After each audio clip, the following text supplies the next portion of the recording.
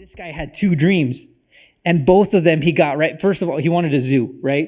You're like, come on, a zoo. He got the zoo, the animals. He did the thing. He accomplished it. Like I appreciate that so much about this dude. He's intense, dynamic. Wanted to be a baseball player. Didn't just become a baseball player. 2-time Major League Baseball All-Star. Come on, and dude. Emmy award-winning story. This guy has an Emmy award-winning story. Owner, founder, CEO, Shea Hillenbrand, International Real Estate Team. Shea Hillenbrand, let's go. Let's do this. Thanks, Shea. What's up, guys? How you doing, man? I am here. I appreciate the opportunity. I appreciate the space. I appreciate being in a position to kick it off here and have a great event. I'm down here in Mexico with my wife, spending some time, but I wanted to take this next bit of time to be able to maybe open up your eyes, maybe put yourself in a position to be able to align yourself with your dream and your purpose of what you want to achieve. Like Ruben said, Ruben, I love you, brother. I love you, Tab. What Ruben said is I was one of those kids that had two childhood dreams. I wanted to play Major League Baseball and I wanted to own a zoo. And whatever I did, I didn't let anybody tell me anything other than you're going to make it. I came across so many obstacles along the way. I came across so many times where I wanted to give up, but I didn't. And I persevered against all odds. But as we get going, I want to take you on a little journey of my life to maybe to inspire you, maybe to motivate you, maybe give you a couple tips and tricks of transformation to help you put yourself in a position to be able to have success on top of the world. So my story starts out when I'm 14 years old. I'm sitting on my bed and my dad walks into my room and he proceeds to tell me, hey, we're going to uproot our family from beautiful Southern California to Arizona. And this is like right in the prime of my teenage years. This what happens to so many people. And I want to make it very clear to you guys. And as I take you along this journey, maybe go back in time where you were at that age, at that time of your life, and we might be able to have some breakthroughs. Some breakthroughs are a moment in time. A breakthrough happens just by a simple understanding, and we can rewrite history through that process. So come along with me. And as my dad leaves the room, the story that I tell myself, I'm not lovable, I'm not good enough, and my dad doesn't love me. Because how can he uproot me from my community of friends and sports at such a primitive, like primal time of my life? Like I was fixing to go into high school. I was going to be the top dog in a high school era, but I had to leave. And when I reluctantly left all my friends and community of sports and moved to Arizona, I decided to become an overachiever through athletics, just to get the approval from my father. So what I want to share with you guys, and the first thing I want to touch on is that the story that we tell ourselves on a daily basis, that story you tell yourself when you get up, that story that you tell yourself when you go to bed is going to drive and form our belief system. And when you do that, that's going to discern the decisions and actions we take on a daily basis when we come into similar areas of our life that we experience and we form that story. So as I went on this journey of becoming a 2-time Major League Baseball All-Star, every situation, every authoritative figure I came across, I had a tough time. So in high school, I became the #1 soccer player in the state of Arizona. Believe it or not, I was way better at soccer than baseball. But as a child, what I wanted to do is become a Major League Baseball player. I grew up in LA, Dodger fan. I'd sit at the third deck of the stadium and watch the Dodgers play. I really didn't care about the players too much, but I was like, I'm going to be down there someday. So after I left high school, I had no option to play baseball anywhere. And when I walked on at the local junior college, and the reason why I made the team is because of my work ethic. I was the first guy there and the last guy to leave every single day, because what drove me to the top, what drove me to want to have success was that approval from my father. And in 3 years in junior college, I became the #1 baseball player in the state of Arizona. Give me a chance to get drafted by the Boston Red Sox. So when I tell you that, at 20 years old, I told all my friends and family I got drafted by the White Sox. I had no clue what team I got drafted by. And my friends were like, what are you talking about, man? You got drafted by the Red Sox. And I was like, well, I don't care. Whatever team it is, I'm going. So I would always answer it two ways. I'd always tell everybody, you know what? I grew up in LA, a Dodgers fan. We show up in a third inning, leave in the seventh inning, and we always listen to Vince Scully because we have to beat traffic, LA traffic. And the second answer I'd always give people is that, hey, I don't give a dang what Sox it is. I'm going to the big leagues. So if you have a dream, if you want to go somewhere, if you want to achieve something, if you have a vision, what I want you to do, guys, is you have to engage your senses. You have to engage all your intangibles. Whenever I went to the Dodger games, I'd sit at the third deck at the top of the stadium and I'd hear the crack of the bat. I'd hear the roar of the crowd. I'd smell the grass. And I'd always imagine the announcer saying, now batting, number 29, Shea, Hillenbrand. This is at 8 years old, 9 years old, 10 years old. And when I'd go home at night, I'd lay in bed and I'd sit there and I'd be like, man, get that vision, get that future, because the mind can't discern the difference between imagination and reality. So if you have a clear and compelling vision of what you're trying to achieve, that's the number one big step of what you have to do, because your mind will always put yourself in a position to achieve that. So as I became a Boston Red Sox player, I go to spring training. It's my first spring training. It's my first week. And I always try to set myself apart. And through that process, I always hit extra in the batting cage. So you have to have work ethic. You have to have hunger, regardless of where you are right now. You have to get up and move. You have to get up and work, because that's what it takes. You have to get in action. We can't sit down and get stagnant, because if we do that, then what happens from there is we just start getting depressed. We start beating ourselves up and we start spiraling out of control through our suck. So as I'm hitting extra in batting practice after one of my workouts, right when I got drafted and started playing professional baseball, the minor league director came up to me and he said, hey, son, come here. I have to talk to you. And I was like, oh my gosh, did I get in trouble? Like, this is the guy that makes all the decisions for the minor league baseball players. This is the guy that will help you get to the top, or will write your pink slip and get you out of there. So what happens is I freaked out because I had been kicked off my junior high team. I had been kicked off my high school team. I had been kicked off my my junior college team. And like everywhere I went, I had trouble with authority, because that story I told myself at 14 years old. I'm not lovable. I'm not good enough. And my dad doesn't love me. I'm not lovable. I'm not good enough. My dad doesn't love me. A lot of times when you're in that adolescence, the story that you tell yourself, like I said, will drive what happens with you toward your future. So at that point in time, when I walked over to the minor league director, I said, yes, sir, how may I help you? And he says, man, you have all the makings to become a Major League Baseball player and make millions and millions of dollars. I was like, oh my gosh. I was so green at it. I barely just knew what team I was on.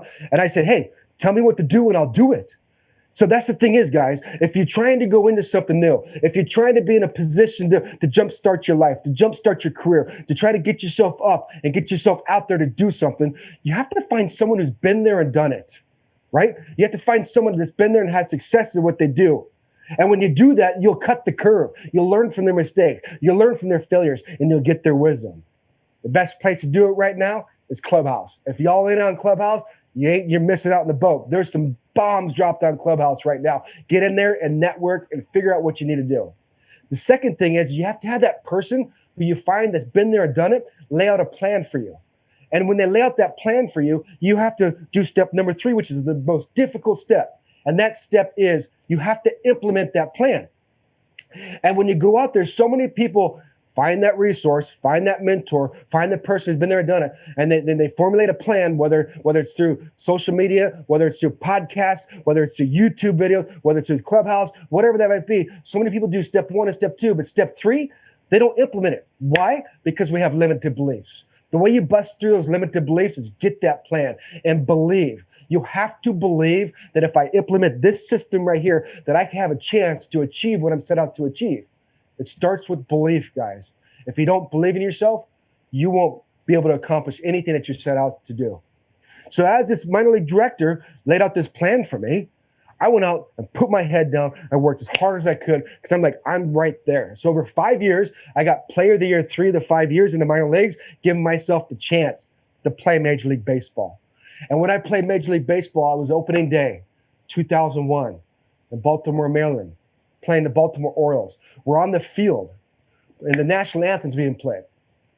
And I'm sitting there and I have tears running down my face because I'm like, oh my gosh, I'm now the 1% of the 1% in the world to be able to live that dream. I did it. I'm here. But I also had a confliction from the inside. And this might be where a lot of people are right now. And I want to speak to you if you're in that spot. See, what happened, that confliction inside was driven by pain. And when I didn't know what I was doing and I didn't know who I was before I went into what I did, I attached my identity to what I did. See, check it out. So many people identify themselves for what they do. Me playing Major League Baseball, I was like, hey, I'm Shea Hillenbrand. I'm a two-time MLB All-Star, and I'm a rock star. I'm a celebrity. That's such a surface level place to operate from. And if you do that, you're going to have a recipe for disaster, just like I did. So over 7 memorable years playing Major League Baseball, highlight after highlight after highlight.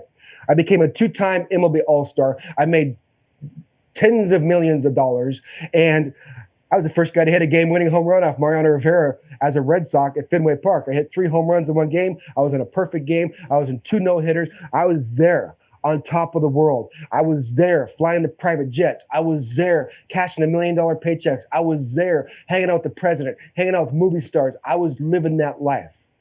But after 7 years, I found myself sitting on the couch with my firstborn son. When I was sitting on the couch with my firstborn son, I was having a father-son moment because I always wanted to be a father.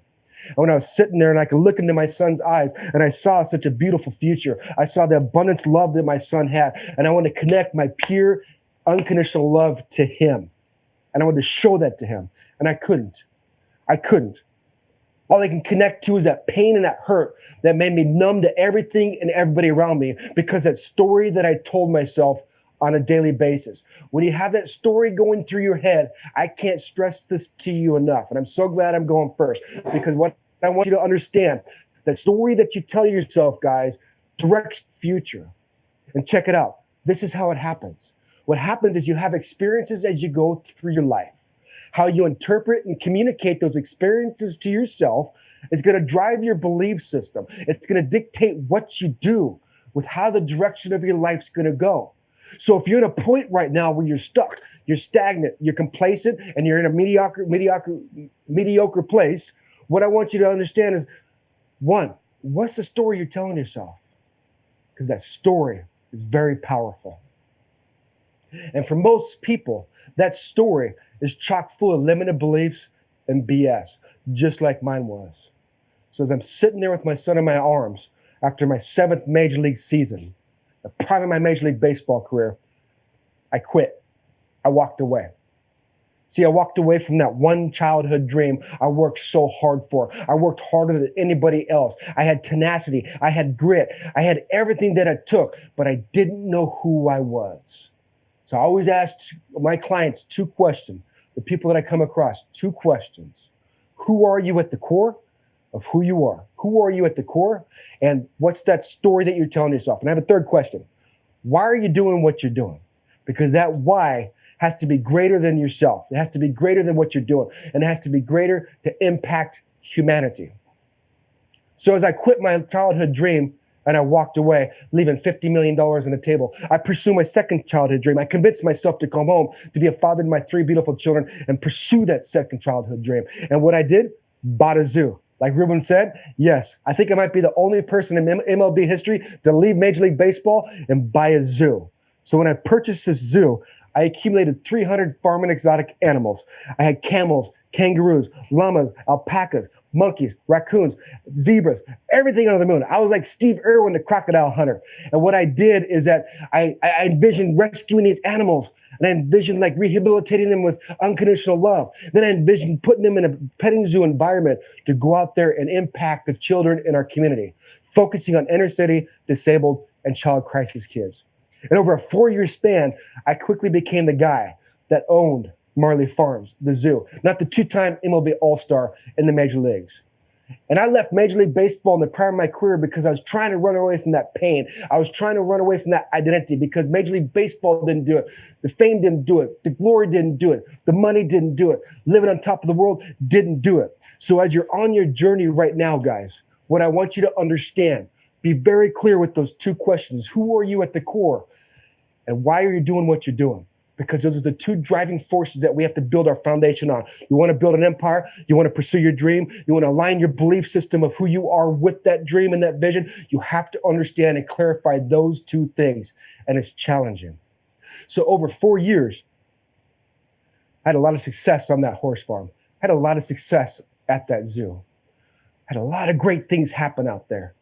Kids' lives were transformed on a daily basis.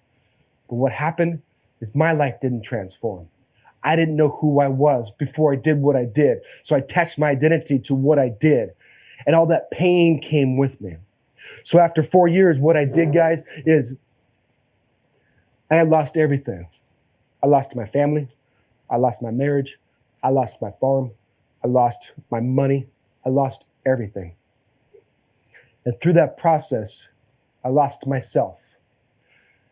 And shortly after that, I found myself on the floor of a van. And after overdosing on drugs and alcohol, here lies the guy that so many people envy.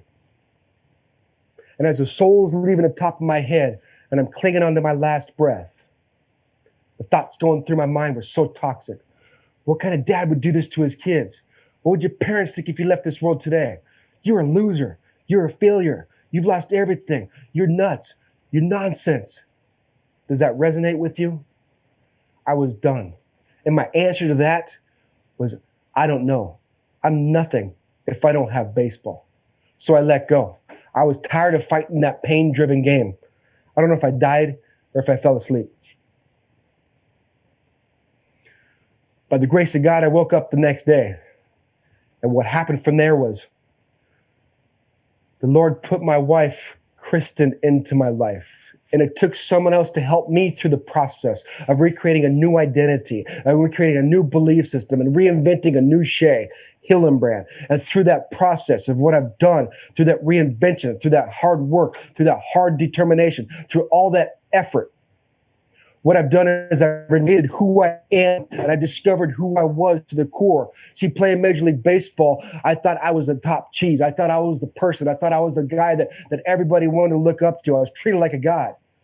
I would have little girls in the stands holding up signs saying, "Will you marry me, Shea?" I would do autograph signings for $10,000 for 1 hour. And girls would come to the table crying and shaking, but they couldn't see that deep, deep pain resonating inside myself, fueling that pain-driven game. So if we attach our identity to what we do, if we look at what we're doing and we try to pursue external fixes, if we try to pursue external notifications and gratifications and inspirations from other people, what's going to happen is we're going to live an empty life. So with this new identity of who I am, with this new voice of who I am that I've found, I want to use my gifts and my talents and my story to inspire people like you to find your voice and to use your voice to impact the world. So with that being said, what I'd like to share with you is those two questions. Who are you at the core? Who are you at the core? And what defines us of who we are is that story that we tell ourselves. And why are you doing what you're doing? Why are you doing what you're doing? Because that why, for most people like myself, that why is an unhealthy why. And that why is to fill a void inside ourselves. That why is to fill that empty pit, try to get external gratification so it stays at a surface level, so we can't find fulfillment through that process. We can't find who we are through that process. And we do that, we end up losing ourselves. Yeah. You might be able to obtain success like I did on top of the world, but you never be able to sustain it. And when you understand who you are at the core, what you're going to do is you're going to find gifts and talents that you thought you never had. You're going to discover a new, fuller version of yourself. And what happens is when you do that, when you walk into a room, you're going to command the change of the atmosphere. When you understand who you are at the core, you're going to understand how to function and how to network. You see, when I was on top of the world, whenever I'd walk into the room, I'd always look for affirmations from other people. I'd always walk into the room to try to be noticed. I would always walk into the room to try to stroke my ego of who I was, because I needed that stroke at a surface level, because I didn't know who I was. So who are you at the core is the baseline foundation of this whole summit, of this whole refiners event. I want you to be challenging yourself through this whole process with all these speakers, with all this insight, with all this information, with all this knowledge that's being dropped on you guys. I want you to understand, who are you at the core? So when you understand who you are at the core, you're going to create an experience for people. And when you create an experience for people, you're going to command the change of that atmosphere with wherever you are. Even if it's through a camera just like this, you'll command that because the energy, the passion of your vibrance and the energy that you obtain at a higher level is going to be coming out of you. It's going to be spewing out of every pore of who you are. And check that. When you understand who the heck you are, you find inner peace. See, we have 6 human needs, and there's 4 of the body, and there's 2 of the spirit, and everything starts from the spirit. Whoa, stay with me. I'm not talking religious stuff right now. I'm talking about how we're made up, right? So what happens is we have 2 spiritual needs. Those 2 spiritual needs are to grow and to give. You have to grow and to give. So my next question for you is, what do you do for yourself? What are you doing to fill yourself up? What are you doing to take care of yourself? Your spirit, your mind, your body? What are you doing? Because you have to work harder on yourself than you have to work harder on yourself than you do your business. And if you're doing that, you're going to be able to find peace through that process. And when you find peace, you're going to have unwavering peace that's not going to be able to be shifted. And when that peace isn't shifted, what happens? You don't have competition when you walk into a room. You don't have any competition at all. You have collaboration. So from there, I don't know if we have any questions. I don't know if we have anything else you want me to share. I don't know what you want me to touch on. If Ruben or Tab wants to jump on and say something or wants me to go, I can keep going. Hello. Okay, Shea. Hello. So we have a question from Jessica who asked, I love what you said about limiting beliefs and the lies we tell ourselves. But how does one identify what those lies are when things are actually going pretty well? Those lies are surface level lies. I love hearing you, Ruben. Yeah, I love this, man. I'm Jessica. Meow. We think things are going good. And if you have a lie, what happens is, how does that line up with every aspect of your life? With so many people, we're out there, we define success as I have to make money. I have to make an impact. I have to build a business. But how are you with your family? How are you with your relationships? How are you with when you lay in bed at night? And I always tell people, when I was playing Major League Baseball on top of the world, I couldn't sit still with myself. When you are able to sit still by yourself, with yourself, you can find inner peace. And regardless of who you are, if you got $10, 10 million, or $1 billion, we all have to lay our heads on a pillow every single night. And if you can lay your head on that pillow every single night and have peace and have understanding with where you are, then you're in a place of understanding to live the fullest version of yourself. Absolutely. We have another one from John. This is a really good one, Shea. This is going to be a super open-ended question. I'm sure you can take this. I need a mentor. How do I find one? Will you be my mentor? Jump on Clubhouse. Get me. DM me. I'll help you out, man. Wherever you're at. Where I specialize in, what I love to help people do is people that are having success. People are in a spot of being having a little bit of success, but they can't reach that next level. They're plateaued out because that story they tell themselves, because of where they are with those limited beliefs and where they are with how they operate from the inside and all that self-talk and all those things that are going through to help those people push through that threshold. See, check it. 60% of people, or the majority of people, go to 60% of their threshold of where they operate from. And when you get to that 60% of threshold, what happens is those limited beliefs kick in when we have failure, when you have that roadblock, when you have that bump in the road. What happens is people reach that 60% threshold, then they have that failure, then they let that failure define who they are. We have to switch that failure to not allow it to define, but to refine who we are and allow us to learn from that, and allow us to push through that. And once you just keep pushing forward, you're going to put yourself in a position to open up and expand into that other 40% of what we're capable of doing. When I did that playing Major League Baseball, I never thought in the world that I would be able to perform on those stages in front of 40,000 people. But what we need to do, guys, is to be able to push through those limited beliefs. We have to have systems and processes in place and take action. Clarity of your target. Establish that why attached to that target of what you're trying to achieve.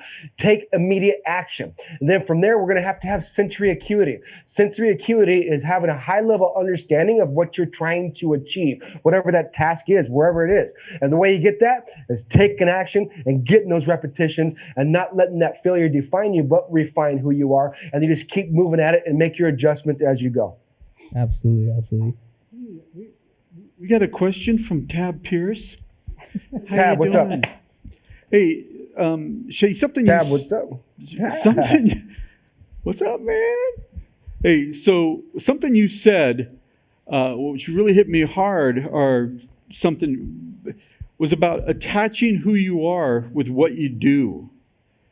And the reason why that hit me is because back when I was having these business failures and these things going on in my life, man, if things were going great, oh, brother, I was doing great. Things were going bad, I was a bad person. I mean, I ebbed and flowed with what was going on in my life at that time with work. And it wasn't until I finally said, man, enough is enough. I cannot be my business. You had to have had an epiphany for yourself, right? Where you just went, I'm no longer baseball. I was one breath away. So that epiphany had either it happened or it didn't, right? So what I'm noticing, especially with professional athletes and the mental health of people that are having success, that are people that are in a career of trying to reach their aspirations, if we don't know who we are at the core, what makes us tick, what makes us ticked off, how do we operate? What frustrates me? What are my likes? What are my core values? See, your core values and your beliefs will drive you and discern what happens with what you do when you're out there navigating this thing, the game we call life. So with me, I didn't have any core values. I didn't value anything at all because that story that I told myself. And that's what happens to so many people, that it gets ingrained into our belief system at a subconscious level. And then my beliefs was this one thing: I'm going to the big leagues. So if I had to step on my best friend, if I had to leave, like I have so many stories of what I went through, I don't care what it is, I'm going to the top. If I have to cut off relationships because I feel that's a distraction of what I'm doing, I did that. But that's such a toxic way of operating from.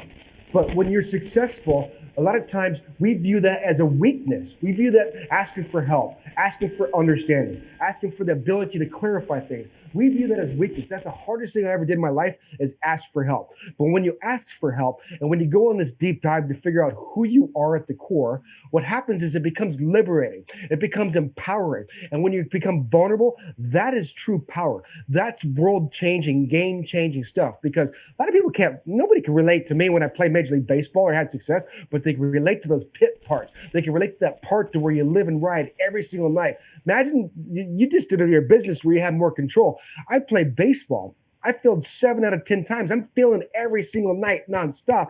And I still made millions of dollars, but I live and rode every single day on that identity. And it's just up and down, and it wears you out. You have to love what you do, guys. You have to love what's going on. If you don't love what you do, you have to love yourself first. If I don't love who I am, I can't love the game, especially like with baseball, especially like as an entrepreneur. See, the game's going to take from you. Entrepreneurship, business is going to take from you. So like I said, self-help, self-work is more important than work on your business. Oprah said it best. Oprah said, you're in charge of filling yourself up, and you're in charge and keeping yourself full. Not your spouse, not your friends, not your boss. You have to understand what you need to do. I have to meditate. I have to pray. I have to spend time with my family. I have to go do the chores. I have to get out there and walk. I'm at the beach right now. I have to get out there and do things. I have to pour the good in. I have to pour the podcast. I have to pour the YouTube videos. I have to go out there and impact other people. That's what makes me and rejuvenates my soul. So we have to figure out who we are.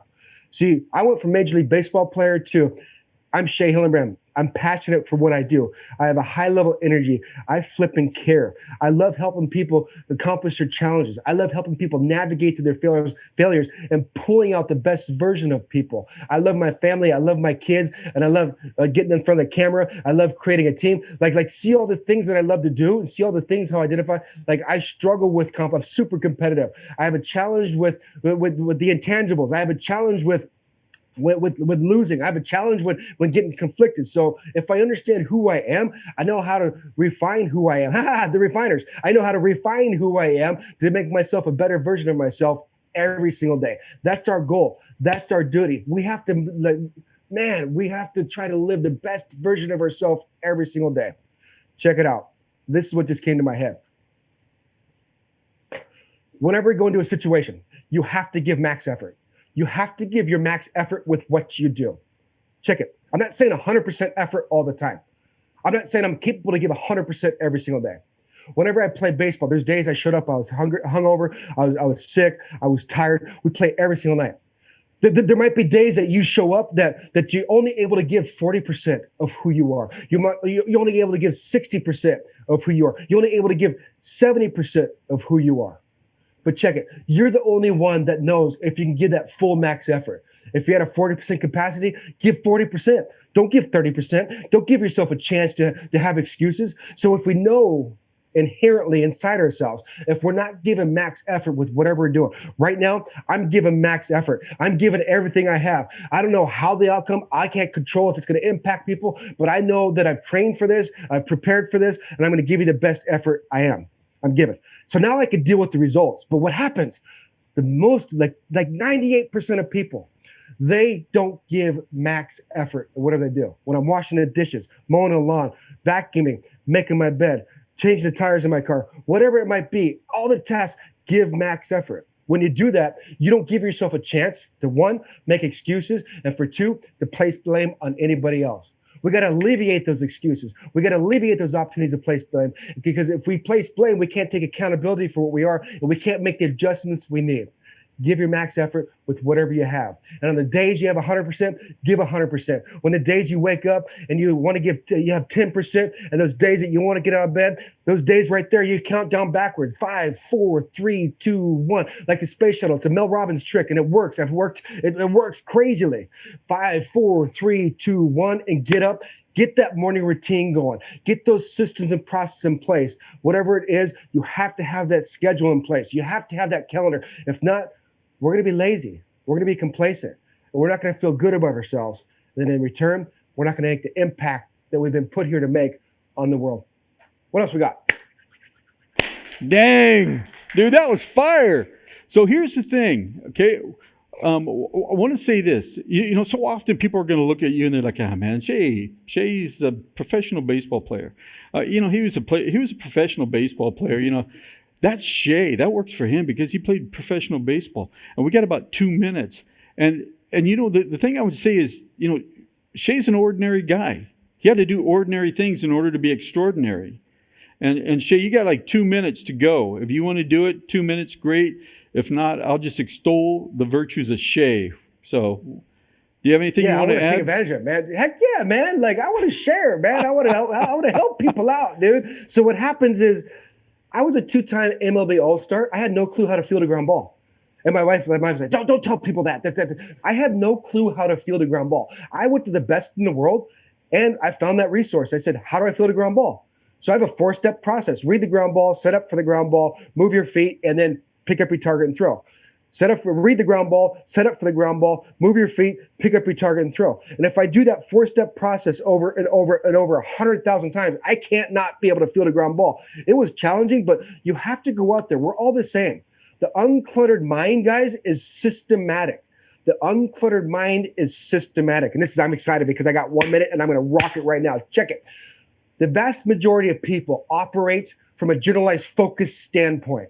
Generalized focus. When you're a generalized focus standpoint, your self-confidence goes down through the basement. And when you're generalized focus, generalized thoughts go through our mind. 60,000, 70,000 thoughts a day. 70% of those are negative. And what happens is we get confused, we get distracted, and fear creeps in 100% of the time if you operate from a generalized focus state. And from there, you're gonna have zero self-confidence. You have to switch that to a specific focus state with task at hand. Whatever you're doing, be present. Just like you said, Tab, be present with where you are right now and just rock it. Just put one foot in front of the other. Right, left, right, left. Take action. Keep moving. Get going forward, because what happens is the progression is the key to happiness. A man without a vision will perish. You have to just take one step. It doesn't have to be a leap. It doesn't have to be a jump. It doesn't have to be a run. Just take one step and keep that momentum going forward towards that target, and your life will change.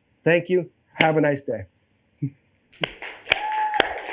We don't have any more time for questions. We had one come up last second, but because we're over time, Shea, thank you, man. Thank you a lot. I love you, brother. My pleasure. And My pleasure. thanks, man. Appreciate it. Absolutely. Anybody has questions, just DM me on IG, Shea_Hillenbrand. I'll be happy to help you out any way I can. Hope you guys have a great day. Thanks, man. Thanks, Shea. Welcome to Refiners. Refiners is an organization of business owners and business professionals that are looking to improve their business and personal performance, just like you. As a Refiners member, you will have the opportunity to build connections with like-minded individuals from your industry. Join our amazing community for free at refiners.io.